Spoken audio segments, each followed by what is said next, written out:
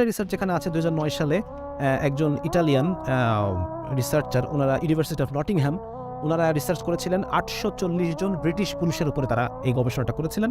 এবং উনি একজন ইটালিয়ান বর্ন পলিক্সেনি ডিমিত্রোপুলো, উনি বলছেন যে মানে 20 এবং 30-এর ঘরে যখন মানুষের বয়স, কারো বয়স যখন 20 এবং 30-এর ঘরে, সেই সময় ঘন ঘন হস্তমৈথুন প্রোস্টেট ক্যান্সারের ঝুঁকি বাড়াচ্ছে। ওনারা গবেষণায় পেয়েছেন প্রোস্টেট ক্যান্সার, পুরুষের প্রোস্টেট নামে একটা জায়গা থাকে, আমাদের যে মানে ওই প্রস্রাবের যে ব্লাডার, প্রস্রাবের ব্লাডারের ঠিক নিচে প্রোস্টেট নামে একটা অঙ্গ আছে, যেই প্রোস্টেটটা মূলত মানে দেখা যাচ্ছে পুরুষের যে বীর্য সিমেনের একটা কন্টেন্ট প্রোস্টেট থেকে তৈরি হয়, এরকম কিছু বিষয় আছে আর কি। তো ওইখানে ক্যান্সার হয়, ওখানে ক্যান্সার হয় এবং এই ক্যান্সারের ঝুঁকি বাড়ে ঘন ঘন হস্তমৈথুন করলে 20-30-এর ঘরে যাদের বয়স তাদের ক্ষেত্রে।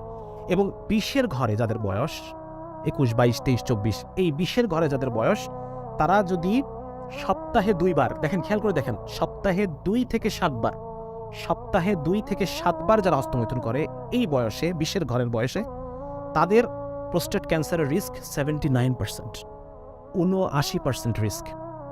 যারা 20 থেকে 30-এর ঘরে বয়স, 20-এর ঘরে বয়স, প্রতি সপ্তাহে 2 বার থেকে 7 বার পর্যন্ত যারা করে, তাদের প্রোস্টেট ক্যান্সারের, বৃদ্ধ বয়সে গিয়ে প্রোস্টেট ক্যান্সারের রিস্ক 79%। এবং 30-এর ঘরে যাদের বয়স, 30-এর ঘরে যাদের বয়স, তাদের 31, 32, 33, 35 সপ্তাহে একবারও যদি তারা করে, সপ্তাহে একবার বা তার বেশি, একবার বা তার বেশি, তাদের প্রোস্টেট ক্যান্সারের রিস্ক 69%, প্রায় 69%। সুতরাং মানে এটা একটা ফাইন্ডিং, তারা রিসার্চ করে 840 জন পুরুষের উপরে রিসার্চ করে তারা এই ডেটাগুলো পেয়েছে। কেন হয়, কিভাবে হয়, এ বিষয়ে বিস্তারিত এখনো আসে নাই, কখনো আসবে কিনা আমরা জানি না, বিকজ তারা তো এটাকে নর্মাল মনে করে বা নর্মাল হিসেবেই তারা দেখতে চায়, বিকজ এটার উপর তাদের মানে $100 বিলিয়ন ইন্ডাস্ট্রি রয়েছে। সুতরাং তারা তো চায় না এটা খারাপ প্রমাণিত হোক।